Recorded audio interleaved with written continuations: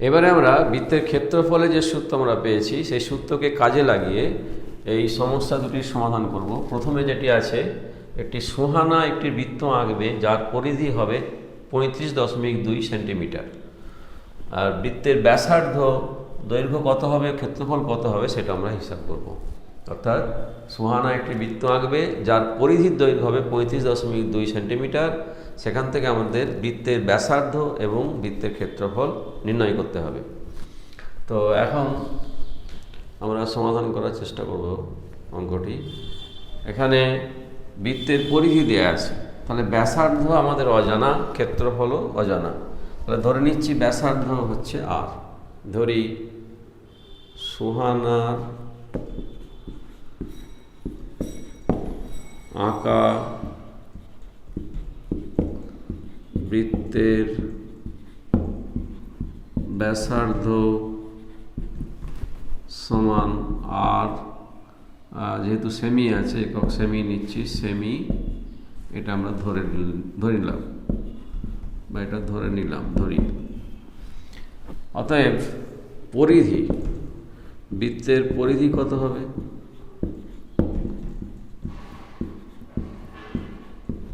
বৃত্তের পরিধির সূত্র আমরা আগে জেনেছি। পরিধির সূত্র হবে 2 × পাই × ব্যাসার্ধ, অর্থাৎ 2 × পাই × ব্যাসার্ধ এত সেমি, পরিধির একক হবে সেমি। এখন পরিধির সূত্র অনুযায়ী পরিধি পেলাম 2 পাই আর সেমি, কিন্তু পরিধি আমাদের এখানে প্রদত্ত আছে কি না, পরিধির দৈর্ঘ্য দেওয়া আছে 35.2 সেন্টিমিটার, পরিধির দৈর্ঘ্য এখানে প্রদত্ত। সুতরাং এই পরিধি 2 পাই আর মানেই হচ্ছে 35.2 সেন্টিমিটার। অর্থাৎ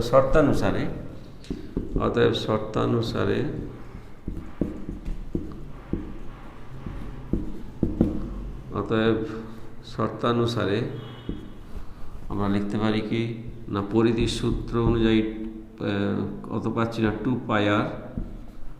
পাই আর সমান হবে 35. এটাই হচ্ছে পরিধির, এর পরিমাণটা দেয়া আছে কত না 35.2 সেমি। অতএব 2 × আমরা সবসময় পায়ের মান সাধারণত আমরা কি ধরবো না 22/7, পায়ের মানকে সাধারণত 22/7 ধরবো, যদিও পায়ের মান এখনো অনির্ণয়। তবু আমরা এখানে আমাদের গণনার স্বার্থে সুবিধার্থে আমরা এটা ধরছি 22/7 পায়ের মান ইন্টু আর ইকুয়াল টু 35.2। অতএব আর ইকুয়াল টু কত হবে না 35.2 ইন্টু 7 × 2 × 22, এটা হলো আর এর মান। এবার এটাকে আমরা সরলীকরণ করব, অর্থাৎ কাটাকাটি করব। এখানে আমরা কত দিয়ে কাটতে পারি, 2 দিয়ে প্রথমে কাটতে পারি, 17.6, 22 দিয়ে 17.6কে যদি কাটি আমরা কত হবে না 0.8,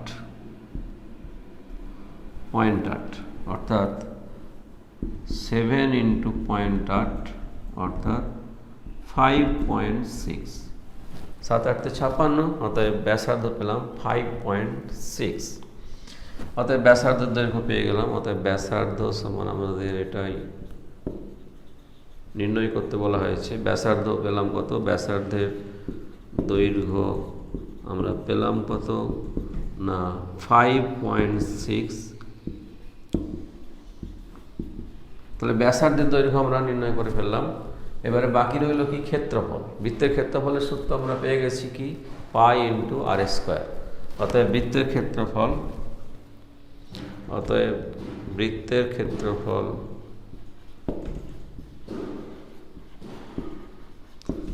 সমান পাই r²।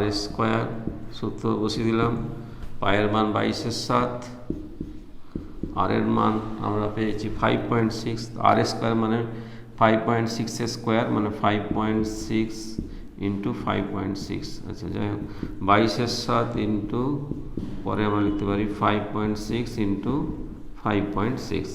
কাটাকাটি করে দাও, 5.6কে 7 দিয়ে কাটলে কত হয় না 0.8। এবার এটা গুণ করতে হবে, 0.8 × 22 17.6, 17.6 এটাকে আমরা গুণ করব 5.6 দিয়ে, 6 36, 7 6 42, 3 45, 6 4 10 ইন্টু আচ্ছা 5 6 30, 5 85, 3 88, 5 4 30 0, 5 7 35, 3 38, 5 3 8, অর্থাৎ যোগ করে দাও কত হবে 5 6 9 8, 9 8 5 6 দশমিক হবে দুটোর আগে, শেষ দুটো ডিজিটের আগে দশমিক হবে না 98.56, অর্থাৎ ক্ষেত্রফল পাওয়া গেল কত 98.56 একক হবে। সুতরাং আমরা ক্ষেত্রফল নির্ণয় করে ফেললাম, অর্থাৎ ক্ষেত্রফল এবং ব্যাসার্ধ দুটোই নির্ণীত হলো। ব্যাসার্ধ নির্ণীত হলো কত না 5.6 সেমি, ক্ষেত্রফল কত পেলাম না 98.56 বর্গ সেন্টিমিটার। এবার আমরা নেক্সট যে অঙ্কটি আছে সেটাতে যাব।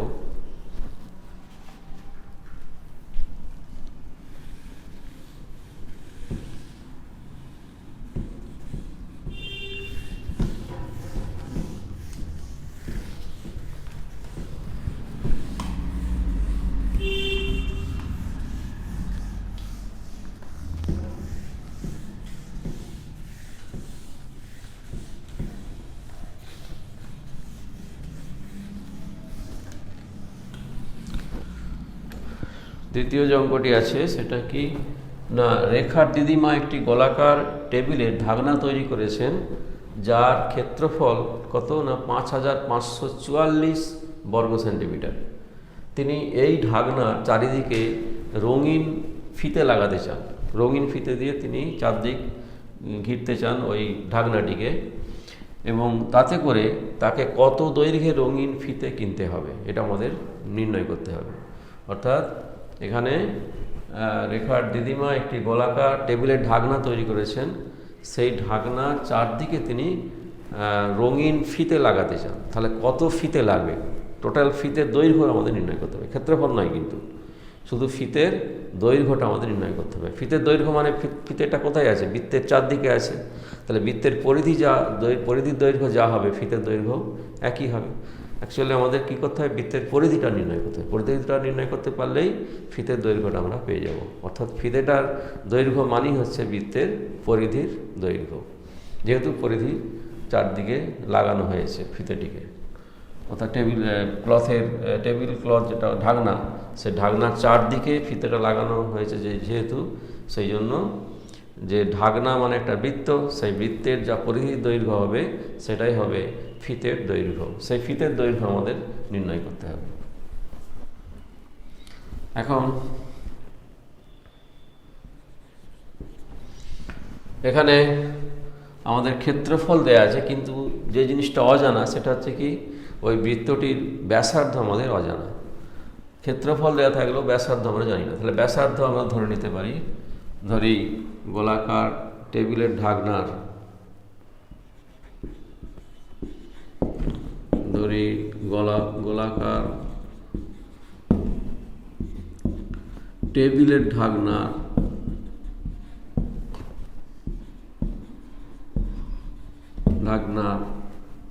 ব্যাসার্ধ আর সেমি, একক সেমিতে আছে, সুতরাং 8 সেমি ধরতে পারি। ব্যাসার্ধ ধরলাম 8 সেমি, তাহলে ব্যাসার্ধ যেহেতু ধরলাম তাহলে ক্ষেত্রফলের সূত্রে বসাতে পারি ব্যাসার্ধ। অর্থাৎ ক্ষেত্রফলের সূত্র আমরা কী পেয়েছি, পাই আর স্কোয়ার। এই বৃত্তাকার যে ঢাকনা বা গোলাকার ঢাকনা, সেই ঢাকনার ব্যাসার্ধ আমরা ধরে নিয়েছি, সুতরাং ক্ষেত্রফল পেয়ে যাব গোলাকার ঢাকনার ক্ষেত্রফল। অতএব গোলাকার টেবিলের ঢাকনার ক্ষেত্রফল আমরা কত পাবো না পাই আর স্কোয়ার বর্গ সেমি, পাই আর স্কোয়ার বর্গ সেমি। এখন এই ক্ষেত্রফলটা আমাদের এখানে প্রদত্ত আছে কত না 5544, ক্ষেত্রফলের পরিমাণটা আমাদের দেয়া আছে। সুতরাং আমরা বলতে পারি এই পাই আর স্কোয়ার সমান কত হবে না এই ক্ষেত্রফল যেটা দেয়া আছে। অতএব শর্তানুসারে আমরা সূত্র অনুযায়ী ক্ষেত্রফল পেয়েছি পাই আর স্কোয়ার। এই পাই আর স্কোয়ারের মানটাই দেওয়া আছে কত না 5544 বর্গ সেমি, অর্থাৎ পাই আর স্কোয়ার সমান 5544 বর্গ সেমি, অর্থাৎ 22/7 into r square equal to 5544। অতএব আর স্কোয়ার তাহলে কত হবে, আর স্কোয়ার কত হবে না 5544 ইন্টু, এটা এদিকে গেলে উল্টে যাবে, 7 22 হবে, 11 দিয়ে কাটো, 11 দিয়ে কাটলে কী হবে, 11 দুগুণে 22, 5 11 55, 0 4, 4 11 44, আবার 2 দিয়ে কাটলাম, 2 দিয়ে কাটলে হবে 252, অর্থাৎ 252 ইন্টু 7। এটাকে উৎপাদক করে নিলাম 252কে, এটাকে যদি আমরা 7 দিয়ে ভাগ করি তাহলে কত হবে 36 ইন্টু 7 ইন্টু 7, অর্থাৎ 36 মানে 6 স্কোয়ার ইন্টু 7 স্কোয়ার, অর্থাৎ 7 6 42, 6 ইন্টু 7 স্কোয়ার, অর্থাৎ 42 স্কোয়ার, 42 স্কোয়ার, 6 ইন্টু 7 স্কোয়ার মানে হচ্ছে 42 স্কোয়ার। অতএব আর স্কোয়ার আমরা পেলাম কত, অতএব আর স্কোয়ার সমান পেলাম 42 স্কোয়ার। অতএব আর সমান কত হবে √42 স্কোয়ার। যে কোনো বর্গ রাশির বর্গমূল মানেই সেই রাশিটা হয়ে যাবে, অর্থাৎ বর্গমূল এবং স্কোয়ার দুটোই অমিট হয়ে যাবে, অর্থাৎ রিমুভ হয়ে যাবে, হয়ে গিয়ে মূল যে সংখ্যাটা সেটা পাওয়া যাবে, অর্থাৎ 42। এখন কেন এটা হয় না, কোনো রাশির বর্গের কোনো রাশির বর্গ তার আবার রুট যদি নিই আমরা, সেটা সেই সংখ্যার সেই রাশিটাই হয় কেন না, ধরো √x² মানেই হচ্ছে কত না, এই রুট মানেই হচ্ছে, এটাকে যদি আমরা সূচকে লিখি তাহলে x² রুটের সূচক কি হয়, হাফ হয়, 1/2 হয়, আবার সূচকে সূচকে গুণ হয় 2 ইন্টু হাফ, অর্থাৎ x ইন্টু 1 অর্থাৎ x, অর্থাৎ √x²। যে কোনো বর্গরাশির বর্গমূল মানেই হচ্ছে সেই রাশিটা, অর্থাৎ x। সুতরাং 42, এবং এখানে অবশ্যই প্লাস মাইনাস আমরা লেখা উচিত নিয়ম অনুযায়ী, কিন্তু যেহেতু ব্যাসার্ধ একটা দৈর্ঘ্য, সেটা কখনোই ঋণাত্মক হতে পারে না, সেই জন্য আমরা এখানে প্লাস মাইনাস না নিয়ে শুধুমাত্র প্লাস চিহ্নটাই নিচ্ছি, অর্থাৎ আর এর মান হচ্ছে 42, অর্থাৎ আর হচ্ছে 42। অতএব এখানে আমাদের যেটা নির্ণয় করতে চেয়েছি, আমাদের যে বিষয়টা আমাদের নির্ণয় করতে হবে সেটা হচ্ছে কি, দিদিমাকে কত দৈর্ঘ্যে রঙিন ফিতে কিনতে হবে হিসেব করতে। তাহলে এখানে পরিধি আমাদের নির্ণয় করতে হবে, অর্থাৎ বৃত্তের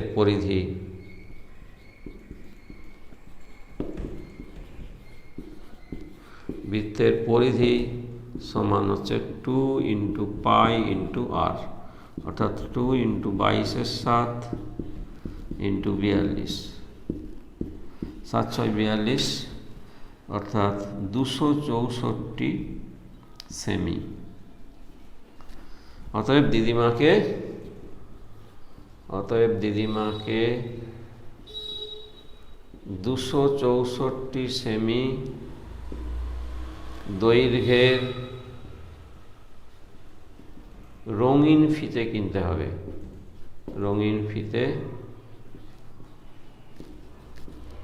কিনতে হবে, এটাই আমাদের নির্ণয় করতে হবে।